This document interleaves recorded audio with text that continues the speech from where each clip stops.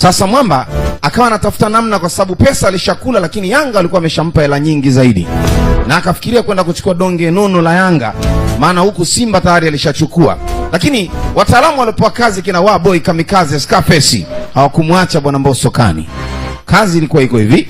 Sasa alianza shuruba mashuruti ya mambio za kuhakikisha kwamba anatoroka katika mikono ya kina Waboy. Ukumbuke ni vita vya pili vya dunia tayari vilishapiganwa. Kwa hiyo ardhi ni kavu sana. Alifanikiwa kupata mahali kuna maji. Sasa akawa ananawa uso kwa ajili ya kupata maji ya kunywa kidogo ili aweze kuondoka sehemu akiwa salama bwana Mbosso. Lakini kina Waboy Kamikaze, wazee wa mambo, wazee wa Mundende hawakumwacha. Bila kusahau hapo kuna Imoto Joy. Imoto Joy yuko hapo. Wote alikula nyundo. Huyo ndo kama Madimaxi wetu wa leo, Mbosso Kani. Basi Imaima katika ile ardhi ambayo ilikuwa vita vya pili vya dunia vimeshapigwa tayari, huyu Mwamba alikuwa ameshaweza kusulubiwa kwa ajili ya kuletwa katika dunia ya mwaka 2025 ambayo ilikuwa ni tarehe 9 siku ya Jumatano.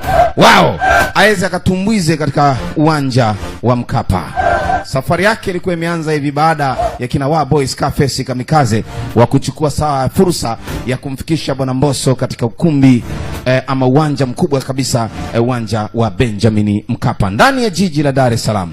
Sasa wanatumia namna ya kutoka katika ile dunia mwaka 2050 ili waweze kurejea katika 2025. Miaka 25 mbele. Angalia hiyo nchi imepauka sana. Ni kavu, kame kila kordo. Hali ni mbaya, lakini wao walikuwa wanajua ni jinsi gani watafika kwa Mkapa. Safari haikuwa rahisi, ndefu mno.